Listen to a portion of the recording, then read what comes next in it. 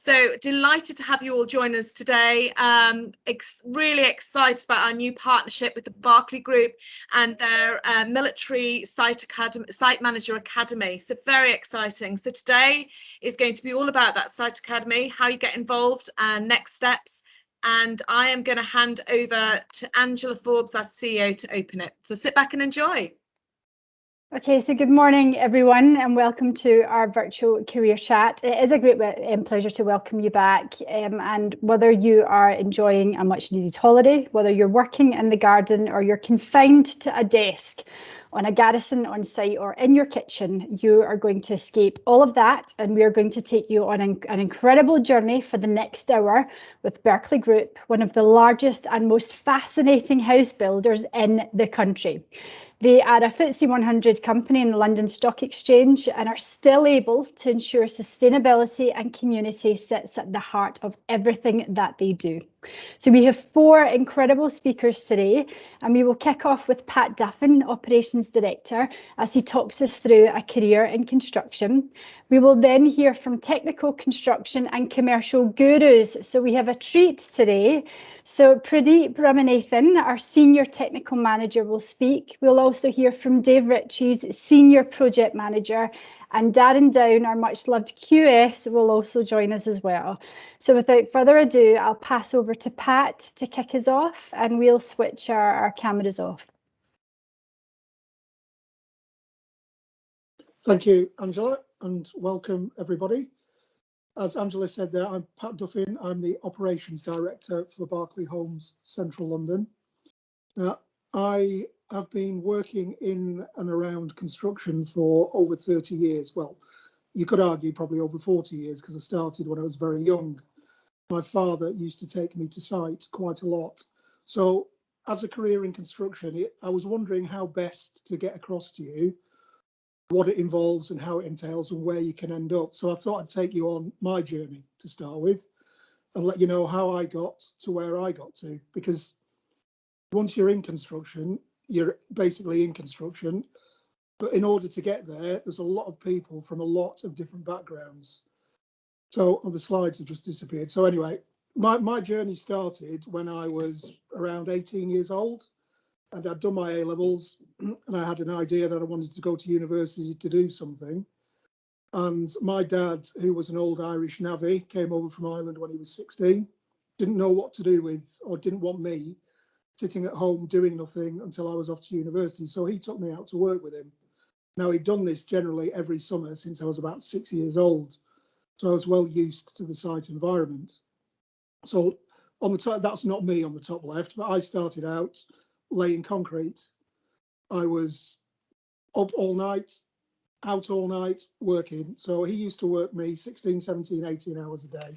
Long hours doing very difficult work, which I did enjoy, but when I got offered to do something different, so if you see the picture to the right, which is the site engineer, so that wasn't me next. The person on the right-hand side of that picture was me next, holding the staff. So I went from doing hard manual labour to working with what is called a setting out engineer. So I'd help place the buildings, and I learnt then how buildings go together and how groundworks happen. I was told at that point in my career back then, which is different today, that I would, in order to progress any further, I would need qualifications. So off I went to university to get a degree in construction project management. So that was a sandwich course that took 4 years. And then I came back onto site, and in the top right-hand corner, I came back on the other end of the machine. So I had somebody similar to me at the other end doing my bidding for the day. Your own personal slave, in effect. It was quite good. So I then moved on through my career into site management, which is the picture in the bottom right. So that was a site-based role. So at the time, there was me and a general foreman in some cabins building houses. We used to work with different trades and tradespeople in order to get the buildings, the houses up. We had a quantity surveyor visiting every week, and we used to work closely with an architect. We didn't have a structural engineer or a mechanical engineer at that point, or a systems engineer at that point. Everything was done through the architect. So you were basically, or I was basically given a piece of land, given an architect and a load of plans and sent out to go and build whatever it was I needed to build at the time. Things have changed a bit since then, but it's still in effect what we expect our staff, our senior staff in the business to do. We give them a piece of land, we give them a cost plan which we've agreed with them, we give them a programme that we've agreed with them, and we send them off to build our developments. So the picture there in the centre on the bottom is the next step in the career, which was up to a project manager's level. So you get to sit usually in a different office, and then you get to sit at a more strategic level and set the strategies out for the project. So you're more involved commercially and technically, deciding how you build things, who you build things with, where you're going to spend your money, where you can save money, who you hire, who you fire. You get into sustainability a lot more at that stage, health and safety a lot more at that stage. And that's the stage that I felt I could really make a difference to the projects. Not that any of my previous roles didn't make a difference. They absolutely did, but you get more opportunity to set a tone and set a role on a project. It's like your own mini business, your own operating company. You're responsible for your profit and loss on that particular project. So I then moved from that project manager's role, which is looking after a single project, into a different role, a role similar to the one that I'm in now, which is looking after a multitude of projects, which sees most of my time, as you can see on that bottom left-hand picture, of me talking to people and boring them to sleep in meetings. So whereas beforehand I used to spend a lot of time in the fresh air, now I spend a lot of time in air-conditioned air. So that is my journey through, and the point that I'm trying to make with that journey through is that it doesn't really matter what background you are from, or where you want to go, or where you think you want to go at that point in time. In construction, there is always a level that you can go into, and there is always something that you can go into, even if you start from one particular topic or one particular trade, you can always divert into another. The skills that you need in construction are transferable. All you guys will have skills in man management, in logistics, in project managing, in organising, and all those are expected within construction as well. So if we go to the next slide, I've set out the three main areas that Pradeep, Dave and Darren will talk you through today, which is the build, the technical and the commercial. I'm not going to talk too much on those. I'll leave it for those guys to talk you through.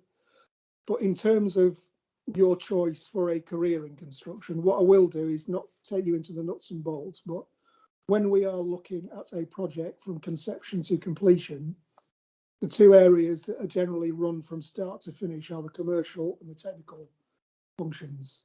So they're involved before we buy the land, during the land acquisition process, and during the planning process.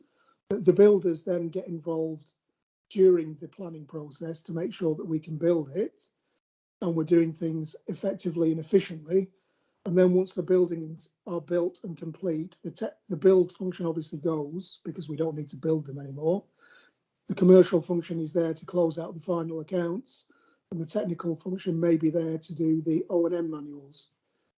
So I've given you an idea or a flavour of what you need to enter the construction, of what areas there are available. If we go on to the third slide, this is the bit that really appealed to me in construction, which was get an opportunity to travel, in my case, the world, to do what I do. So I've put on there a number of slides, and these are all places and these are all buildings that I have worked on. I've worked on a lot more in a lot more places, but I've just tried to demonstrate where I've been in my career. So the top left is Liverpool, that's St George's Hall. That was a Grade 2 listed building that we had to refurbish. The building next to that, that's Deansgate in Manchester. So I built a building on there next to the canal, beside a road, beside a railway station. So that was a typical city centre site that has no access.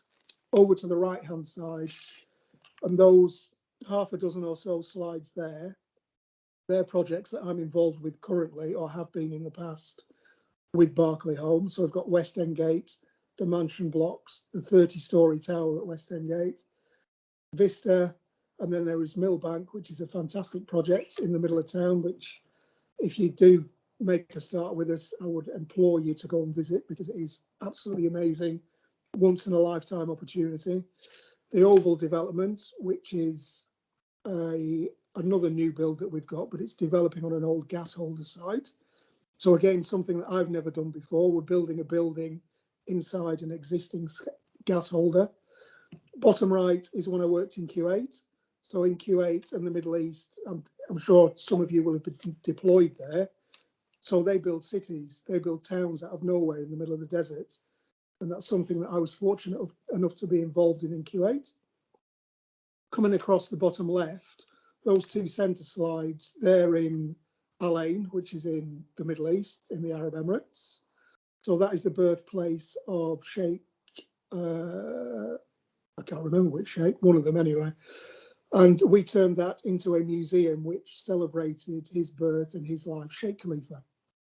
I'm going to forget Sheikh Khalifa.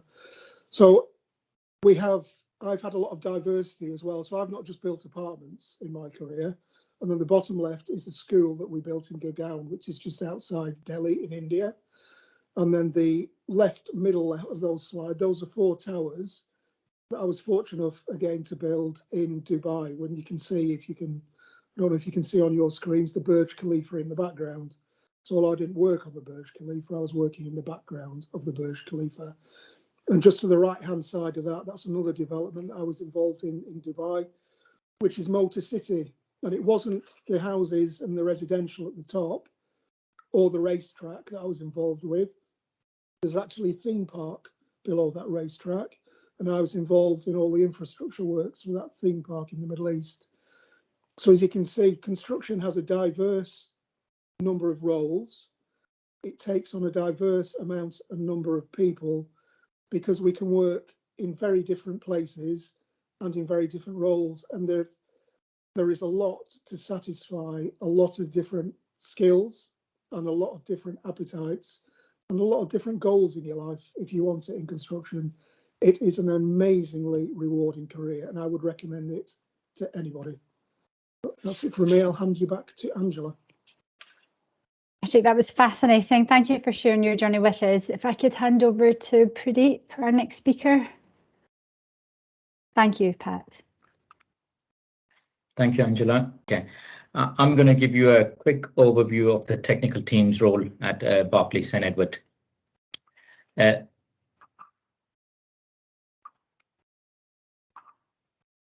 primary function of technical is procurement of fully coordinated production information in line with agreed program for issue to construction, commercial, design, planning, sustainability, sales and marketing, customer relations, and the estates team.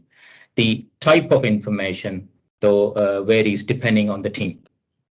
To the commercial department, we provide tender information to allow them to procure and appoint contractors. To the design team, we work with them closely to optimize the plans post-planning, work on the sales specifications.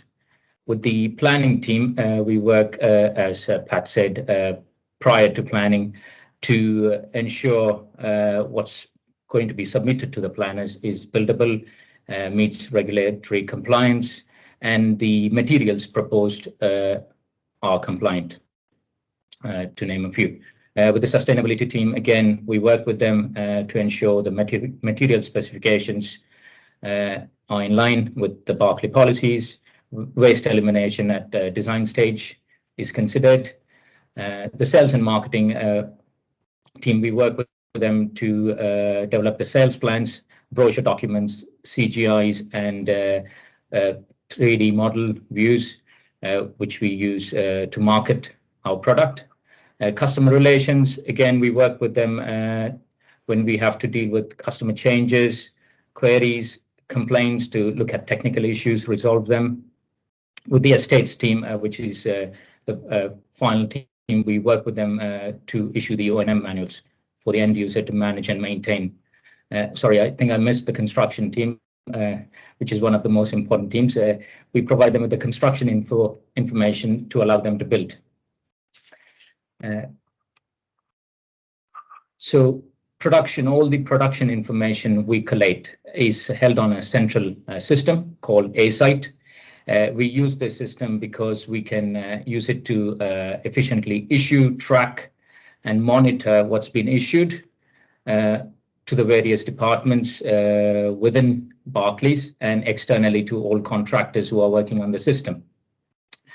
For example, on the project I'm currently working on, Royal Warwick Square, we've currently got around 22,000 documents we've processed. So that's different types of documents. For instance, we have contractor information which gets issued to consultants for reviewing and commenting and approval. So once that's approved, that gets the contractor can progress with procurement and carry on building. If it gets rejected, then they have to resubmit for approval.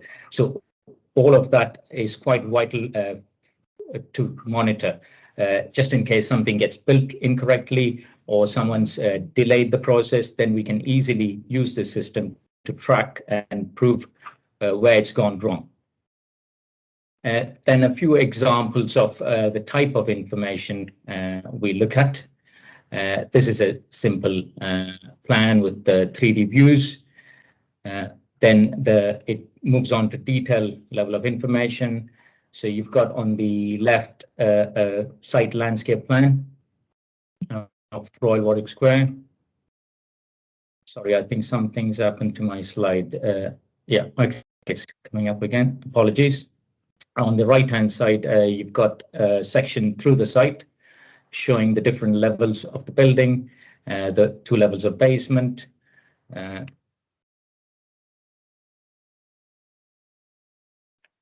Apologies again. That's a cross-section through the landscape build-up. These are a few examples of the type of information the technical team review, and to ensure it's at a point where our build team can progress and build it. Okay, that's another example. And then this is an example of a 3D view of Scion Lane. Again, these are a few examples to demonstrate the type of information we look at, review, and have to approve.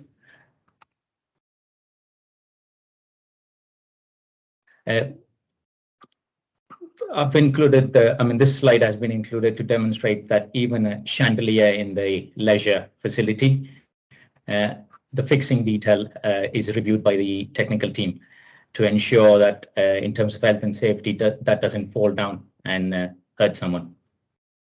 So that's the level of detail we go into. Externally, we deal with the highways, railway, TfL, utility companies, then building control, warrant providers, planning, PREAM, the post office, and external clients, social landlords, and commercial retail clients. A couple of quite important external bodies is the building control and the LABC warranty providers, or you have Premier, LABC, and Zurich, to name a few. Without their approval, you basically can't occupy buildings, and they have their own criteria we need to design and build to, which they monitor via our design submissions as well as on-site monitoring. So we work closely with them to clear their conditions to ensure we get the completion certificates and CMLs to hand over the building. A few examples. Other than looking at drawings to monitor and manage this process, the technical team have designed workshops with the consultants as well as specialist design contractors to ensure the design is developed and completed on time. We monitor progress, design progress using the agreed program. We work with our internal program team to ensure the drop lines are in line. And as an example of another process, we have something called a COP process, which is basically a client change order process. So any change on the design, either due to design development or a change which the business has enforced us to do, we have to review that to ensure it has all implications identified. So planning, commercial, construction, sales impact, and then it gets represented to the business for sign-off before it can be formally implemented. So that's one of the processes we have internally to monitor change and document that. And then on a monthly basis to the business, we report against the consultants who work on the design scheme, as well as contractors, and to show where they are against the agreed program. If anyone's failing, if they need to be monitored closely, or if we need to consider other alternatives. This is an example of a sales plan, a high-level plan which gets developed into a brochure document. The key information which we show at that stage is the key dimensions of each room, furniture layout, so that the customer can understand when it's off plan how they can visualize the space. And then that gets developed. On the right-hand side is a detailed plan showing with dimensions for us to allow us to proceed with production. And that's a type of plan. Other than reviewing drawings and monitoring progress, we also get heavily involved on-site queries, resolving issues raised on site. This is an example of an issue which occurred on Royal Warwick Square recently, where on the picture on the left bottom corner, the upstand which was signed off by the design team was at the wrong height. But by then the waterproofing had been installed, and the easy option would have been to cut the upstand down to the required level to allow the balustrades to be installed at the right height. But rather than delay the process and expensive remedial works, we revisited the design of the balustrades and came up with a solution to overcome the issue. So once the concept got presented to the internal team, which is the commercial and construction team, it was agreed that we can proceed on that basis, and then the design got developed with the steelwork fabricator to finalize the design and instruct the works. Thank you. Pradeep, that was fascinating. Thank you about that. Very, very detailed. If we're able to invite Dave Ritchie, our Senior Project Manager, to join us.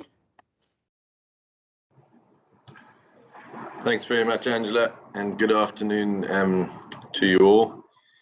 So I'm a Senior Project Manager for Berkeley. I'm currently working on a site in Staines called Eden Grove, which is 489 apartments over 6 blocks, ranging from 8 to 14 stories. I'm going to give you an overview of what a site manager does on a sort of day-to-day basis. Site manager or a construction or build manager, their responsibilities are essentially for the day-to-day running of the building sites. So once we've taken the information from the technical and the commercial have procured the subcontractors, we then pick up from there on site. This photograph is the earlier days at Staines, where we are busy with the pile foundations for the site, which are essentially reinforced concrete foundations, of which there are over 1,000 on the site.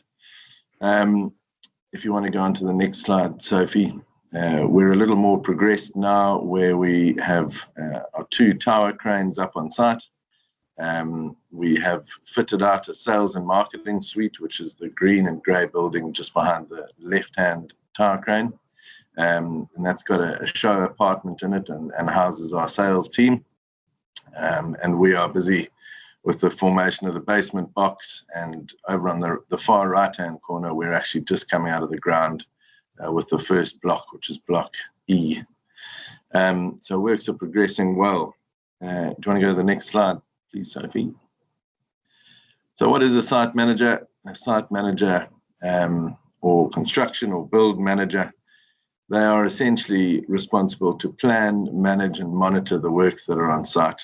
A big part of it is coordinating with the many different trade subcontractors that we have on site. And it is literally down to plan, manage, monitor on repeat for all different areas of the site.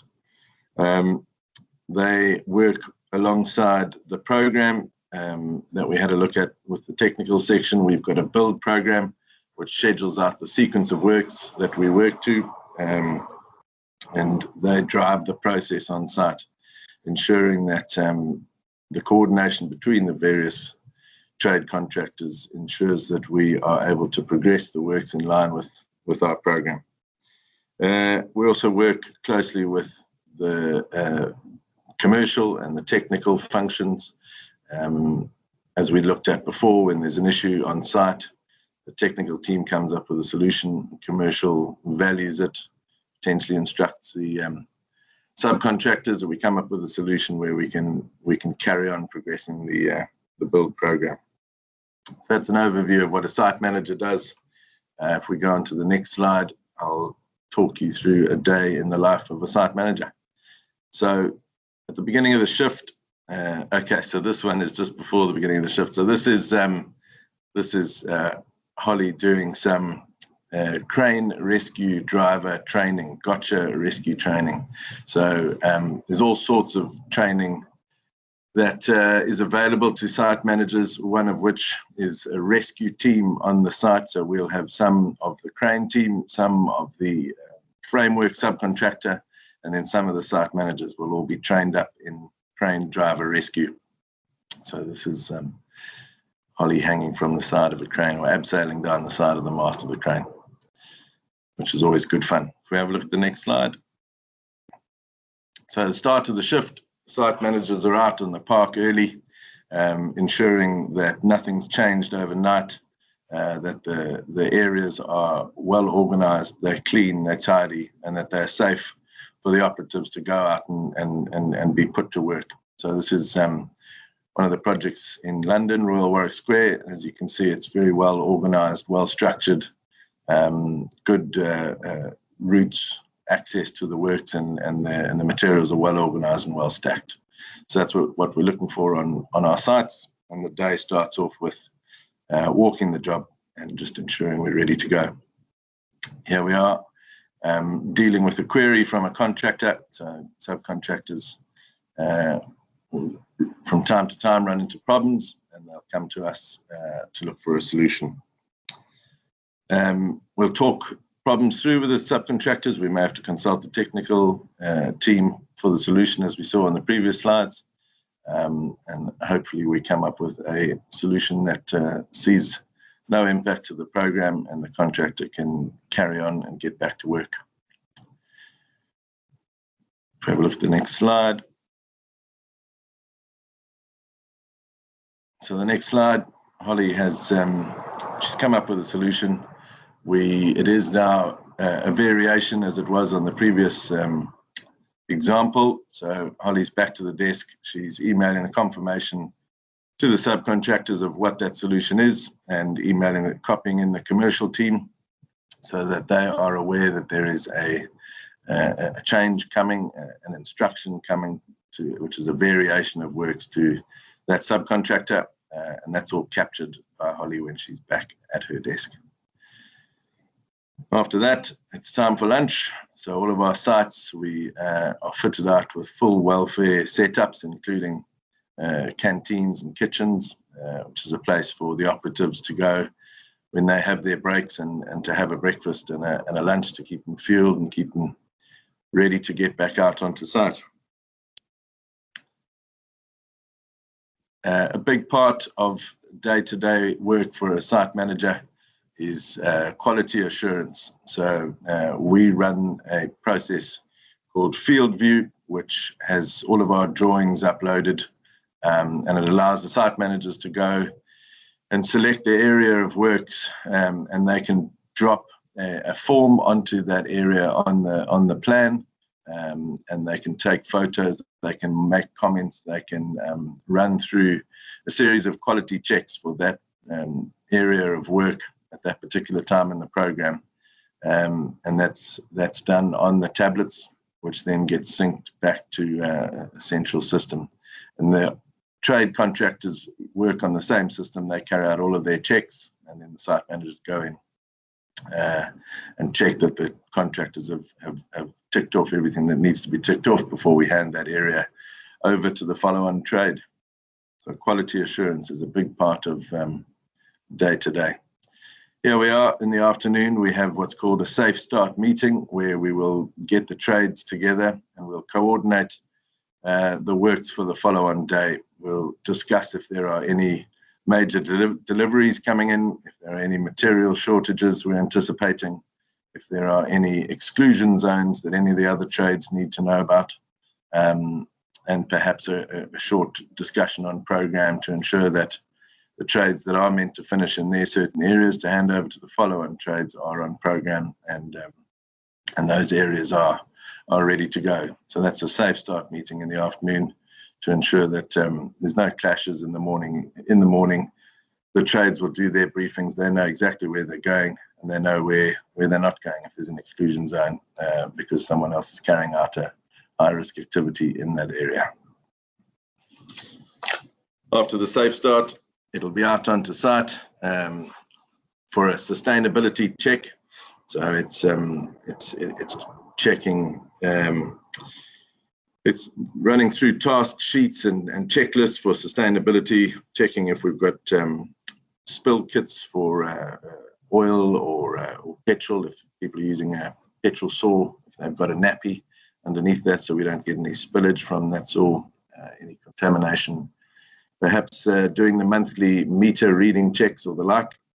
So sustainability is another part of day-to-day operations on site for a site manager. Once that's complete, so here, this is just another example of just coordination between ourselves, the site managers, and the supervisors on site. Last slide, and it's Holly's last task of the day. She is walking the site with the affordable housing partner Peabody. They are looking at build quality. They're looking at the progress and the program on site. They may be looking at items like fire stopping and whether the lights are at the right level for wheelchair users in those particular units. So that is concludes a day in the life of a site manager. It is a fantastic and varied role.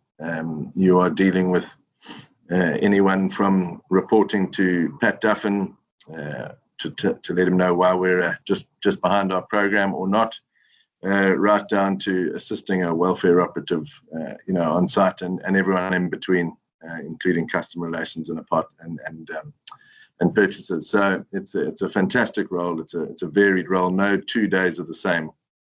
And it's one that I can highly recommend.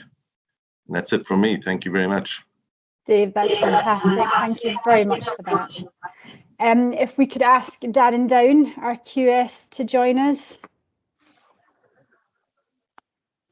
Good afternoon, everybody. Darren. I'd biasly say we've saved the best department till last.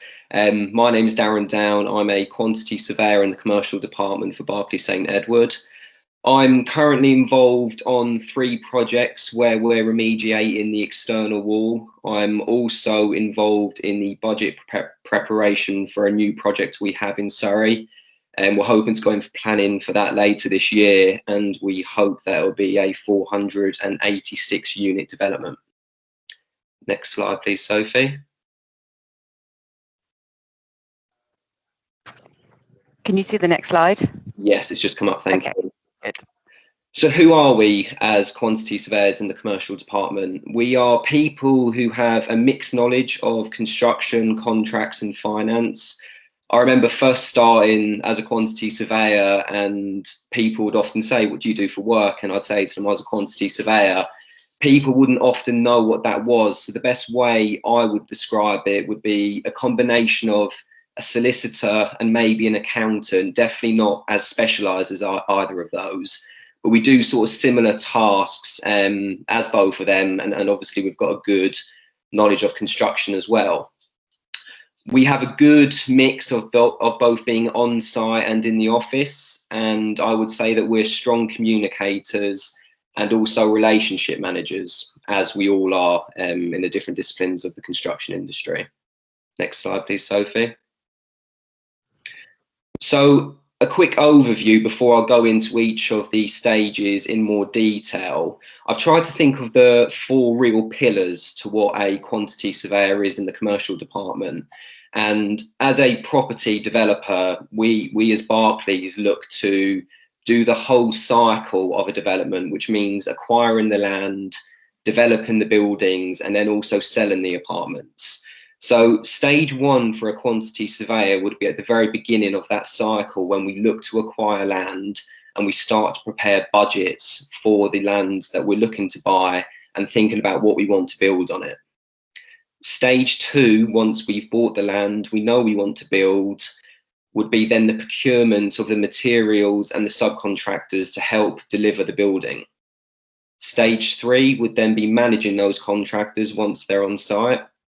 And whilst we're doing all 3 of those stages, we're also responsible for the commercial management of the entire project. Next slide, please, Sophie. So stage 1, budgets. The budgets that we prepare and we're involved with are no different to what you and I would budget for on an everyday basis when it comes to our food shops, for example. We'll look at the quantity of what we need. We'll look at exactly what it is we want, and then we'll look at the cost for each of those things that we do want.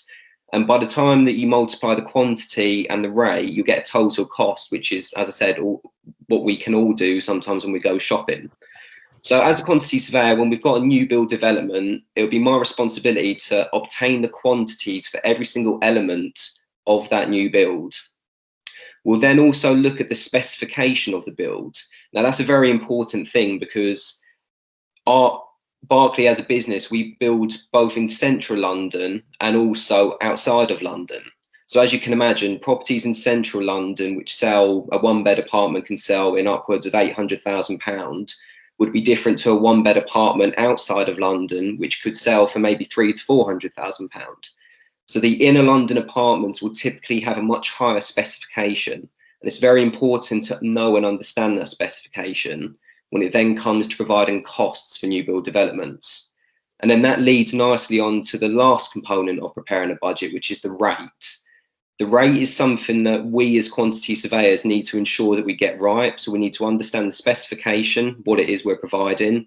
We also need to have a good understanding of where the market is at the time, because in the construction industry and all other sectors, there's something called inflation, which means that year on year, or even quarter on quarter within a year, depending on how the economy is performing, prices of things can increase. Next slide, please, Sophie. Stage 2 is the procurement. So once we've prepared our budgets, we've set our budgets, we've bought the land, we've obtained planning permission, and we now want to start building, the construction team will be saying they can't build anything until they have contractors there to do it. So it's my responsibility in commercial to procure the contractors and also the materials that we need to build. So the first thing that we will do is we will receive the drawings from our technical department. We in commercial, along with technical and construction, will then prepare the scope of works document. This document will tell the contractors exactly what it is we want them to do, what we want them to price for, and ultimately what their contract will be based on. The drawings and the scope of works are what we call the tender issue documents. So once we've got those collated and we're happy with them, we'll then start to engage with the market, and we'll look to shortlist a number of contractors which we would like to go out to tender for. Now, we do that for all of the different trade packages that we have that we need in order to deliver a building. So that's painting, carpentry, electrical, flooring, all of those different trades. So once we've shortlisted our contractors, we will issue out the tender. Contractors will then start to review that with the ultimate objective of returning a price to us. But whilst they're reviewing it, they may have queries, something might not make sense. We might not have explained something as clearly as we may have needed to. So we'll be responsible for then coordinating those queries and getting responses back to contractors so that they can price the works. We also might realise that in our tender pack, we didn't give the contractors enough information or that we missed something. So in that instance, we then issue what we call a tender addendum, which is essentially just giving the contractors more documents to the first tender that we issued. So once we've resolved all the queries and the contractors can return a tender to us, it's then our responsibility to analyse all of the tenders to make sure that the contractors priced for exactly what we want them to price for. So sometimes we can spot that they've missed things that we need them to include for. And equally, we can also spot that they've priced for things that we don't need them to include for. So that's why our analysis is very important. So when we do spot those things within tenders, we can sometimes invite contractors in for tender interviews. And this is where they'll then present to us their tender, and we can talk about the things that we may have found within a tender. So once we've got all of the contractors' bids to a position where we're happy with all of them, we then need to compare them against each other to mostly identify who is the most competitive contractor, because it's then our responsibility, along with the wider project team and the directors, to select the contractor who we see offers best value. Now, best value is a very important 2 words. Best value doesn't mean just selecting a contractor who's the cheapest, which we may have identified from our analysis, but it means selecting the contractor who we think essentially brings the most to the table. So it might be their quality of workmanship is better than others. It might be that their attitude to health and safety and their performance with health and safety is better than others. And it might also mean that their ability to QA, to ensure good, robust quality assurance, is better than others. So that contractor might be more expensive financially, but they may perform a lot better in all of the other areas. And for that reason, we may choose to select them as we think they offer best value. So once we've selected the contractor we want to choose, it's then our responsibility to draft and award the contract document to them. This document is incredibly important, and we really must pay a lot of attention to it, because this is the document that spells out what the contractor needs to do for us and on what basis they'll do that, and contractually what they're obligated to do and provide. One of the most important things there, for example, will be their start and finish date. We've got a program to meet. We know when we want to sell these apartments in order to bring revenue back into our business. So we need to ensure that contractors deliver things when they say they will. Next slide, please, Sophie. So whilst we're doing the 3 stages that I've just spoken about, during all of those, we're doing what I would simplify as commercial management. It's a real core responsibility of our job role, and it essentially means reporting on the commercial progress of a project. So one of the things we do on a monthly basis is report on cost versus budget. You will remember that I mentioned we set our budgets when we very first buy land. As the project is then delivered, we can potentially have cost increases, but also cost savings. So it's our responsibility to report on those and present those to our directors. What we also do is manage risk within our job. A QS is mostly responsible for the financial risk management, and it's no different to any other risk, where we will say, this is the risk, this is the value of that risk, and then we will then categorize that based on likelihood and the potential consequence. Next slide, please, Sophie.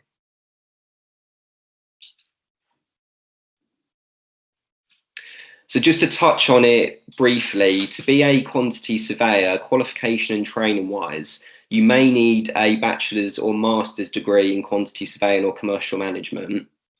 And you can also then, as further training, look to become a chartered surveyor with the Royal Institute of Chartered Surveyors. And that is everything for myself. Thank you all, and I'll now pass you back to Angela. Hi, Darren. Thank you very much for that. I'd like to agree that we saved the best to last, but you're speaking to a fellow QS, so I'm a little bit biased. If I could ask all our speakers to switch their cameras on, and we'll take some questions. If you do have a question, then please raise your hand or type it in the comments box, and we'll get to it. But meantime, I'll kick off. I'd also like to ask Jonathan Kay, project manager, if he's able to join us as well. Jonathan, can you give yourself just a quick introduction just to who you are and what your role is? Yeah, of course. Well, my name is obviously Jonathan Kay. I'm a project manager for Berkeley Homes. I've recently finished one of our developments in Wimbledon, which was a 3-phase development, ran over quite a significant period of time. And I'm now dotted about a couple of sites, overviewing anything from pre-development in construction to a live construction project on the sharp end of delivering show flats and apartments for customers to move into. Wow. Okay, listen, thank you for that. I'm sure a few questions will come up. I'll kick off with Pat first, if I can. So Pat, you could tell the passion that you have in your role, and I think I've got 2 questions for you. What do you most love about it? And the second question is, you've obviously progressed well in your career. So the more senior the role, what skills do you have to rely on? So I'll answer the second one first because that's probably a bit easier. So the higher you go in your career, the more your role and your job becomes about people. So people skills are one of the key attributes that you need to progress in your career, and you need to develop empathy and understanding, which is quite difficult for some builders. I've been through the process, so I've got the scars. But you can get there. I'm living evidence that you can eventually get there. But it does become, the further away from the coalface you get, the less effect and the less impact you have on it.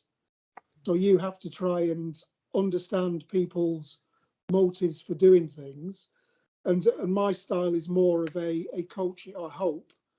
Everyone, although others from Berkeley's on the call might disagree, but I'll try and advise rather than tell.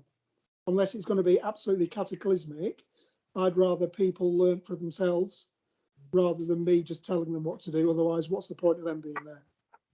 So what do I like most about my job? The hours are great. It's the variety. It really is the variety. And it's one of the, I drive my wife absolutely crazy at times. So if we go to visit any of the cities that I've worked in, I always have to drive past the buildings that I've built, always, without fail. So I am absolutely proud of everything that I have done and I have built in my career. And I go back to it and I look at it and I can think of the people that I've worked with, a lot of who over 20, 30 years I'm still in touch with. So it's friendships, it's experiences, it's just the difference that day by day the construction industry brings to you. It's brilliant. Listen, you're entitled to that lap of honour, Patrick, so just you keep doing that. Thank you.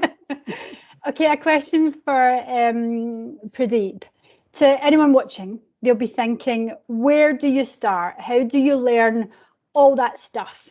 So what transferable skills are important to allow the military community to consider a technical role? And what reassurance can you give that you can learn a lot of this on site?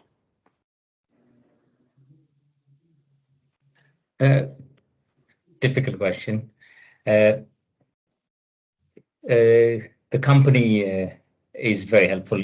So just so that I can explain that with my background, I came from Sri Lanka with I had a bachelor's degree in architecture, but what I had learned over there was not actually transferable to an extent because the construction methodologies over here, the way I didn't have much experience as well. So I started off small with a very small company, but Berkeley actually helped me a lot. When I came here, I did my master's to go up the ladder a little bit.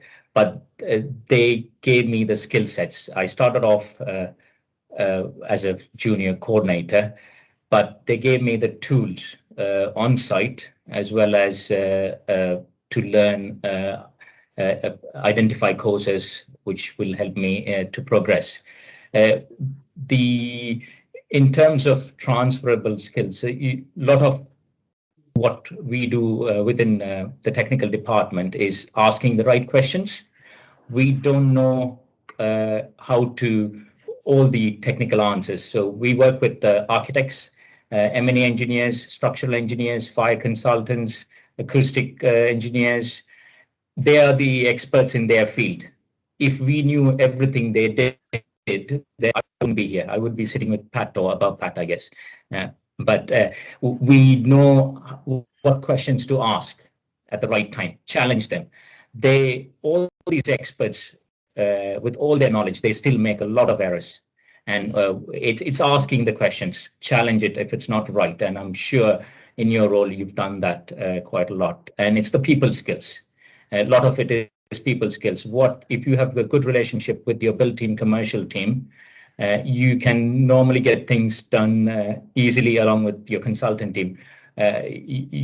Barclays have deadlines which are sometimes unachievable, but with the right team, you can make things happen.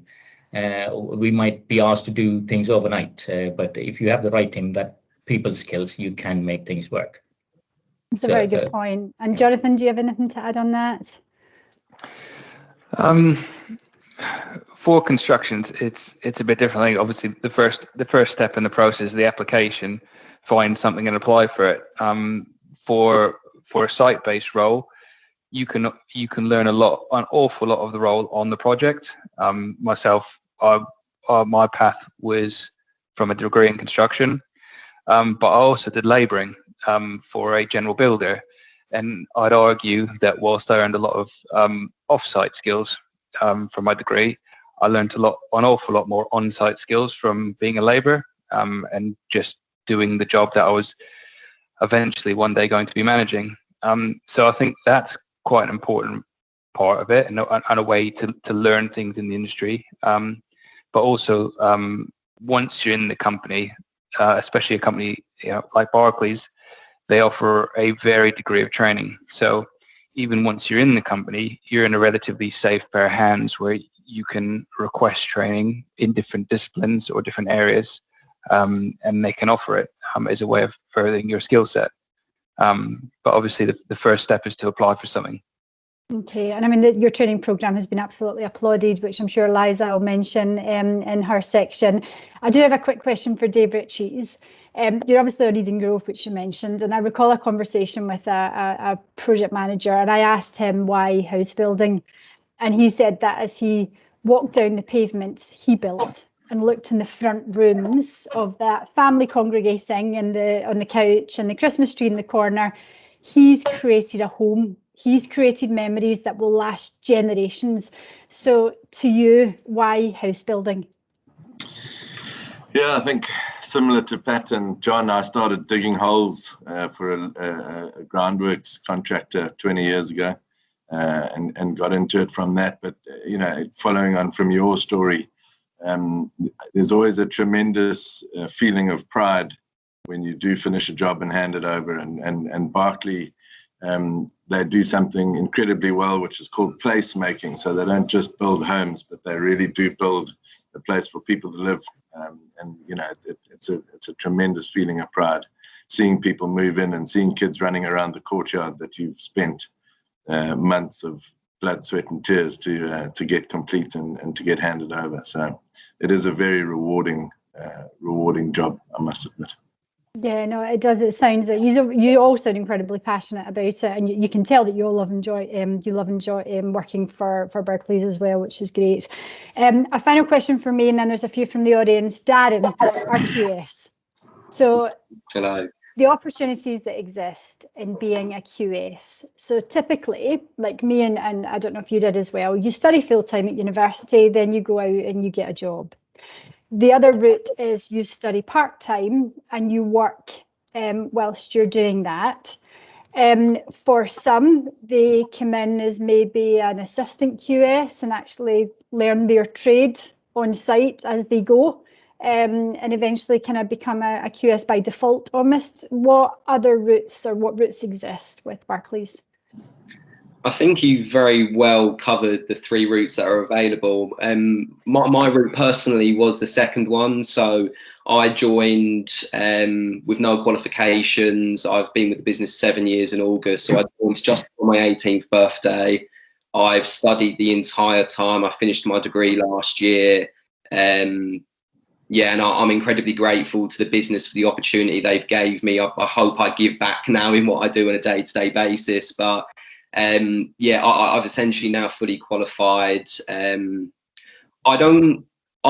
very happy with the route I've taken. I think it's given me a really good breadth of experience with learning on the job whilst learning at college and university. But I think all of the routes into being a quantity surveyor are equally as good. A real important factor, I think, for a good QS is having that initial experience on site.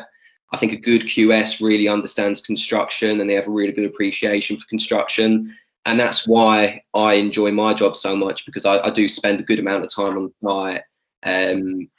But yeah, I think the 3 options you've gave are the 3 routes into the industry, and I would say they're all equally as good. Okay, fantastic to hear. Okay, so Michael Pitt. So thank you for joining us, Michael.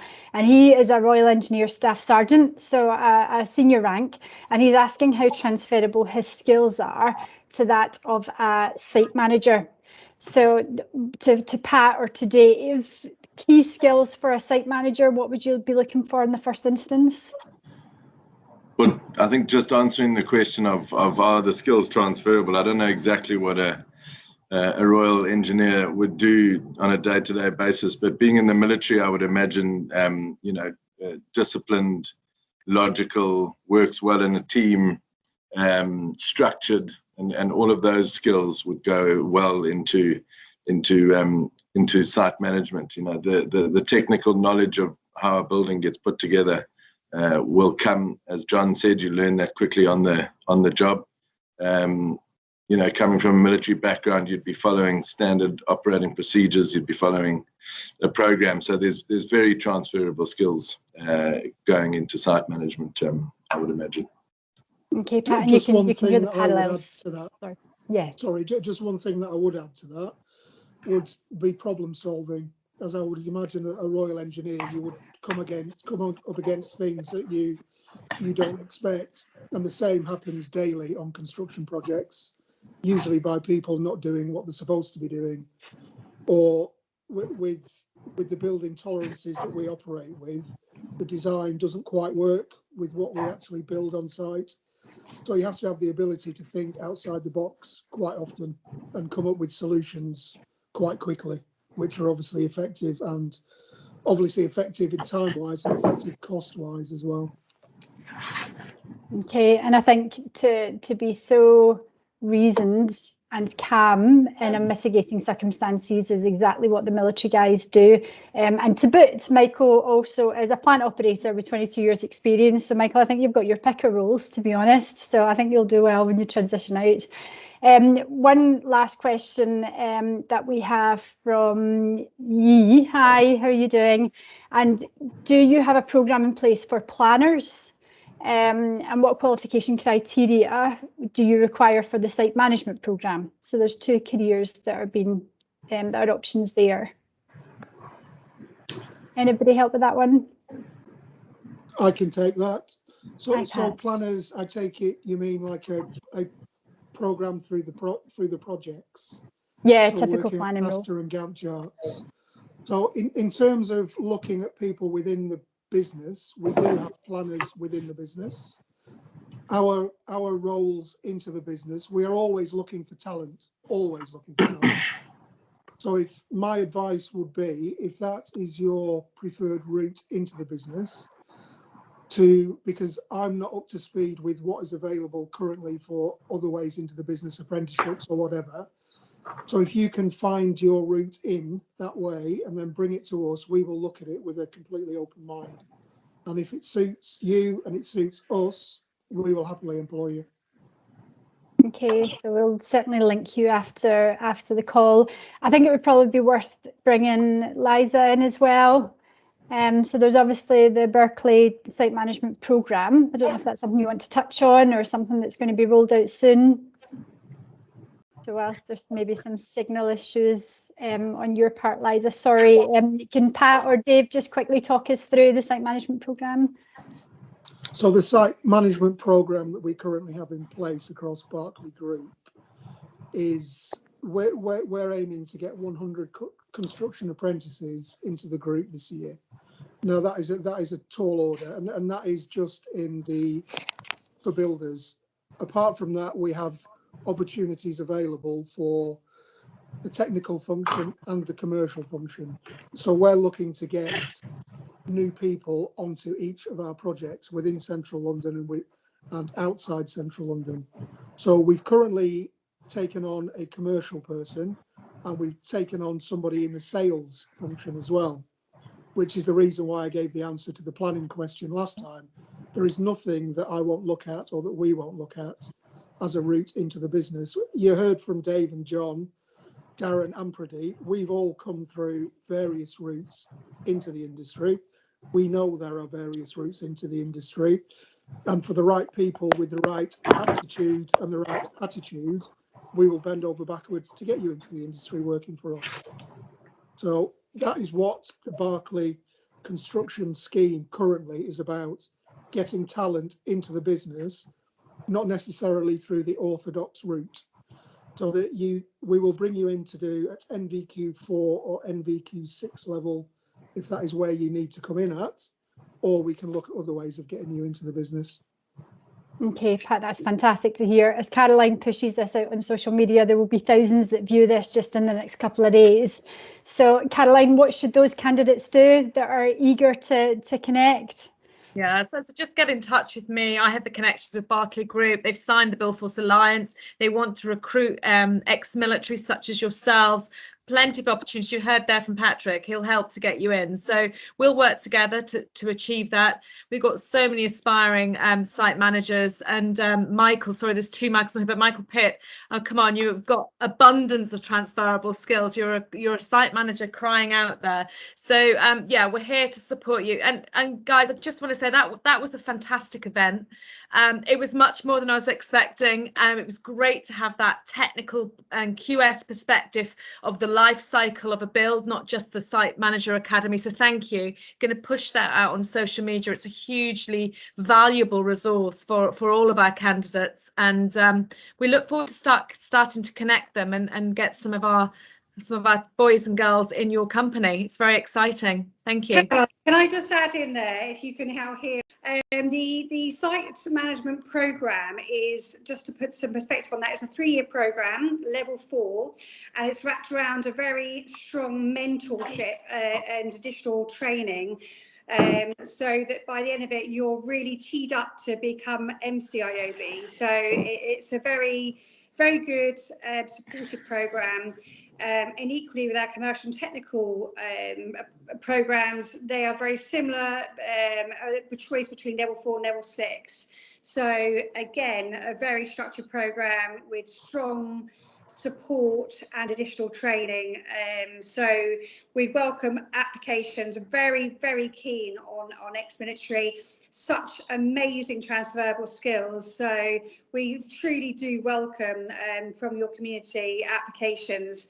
And as you said, Caroline, send the CVs across, and the starting date is actually this September. So we are recruiting fast and quickly right now currently. So anyone who's interested needs to get their CVs in as quickly as possible so that we can invite you for a face-to-face interview in the coming weeks.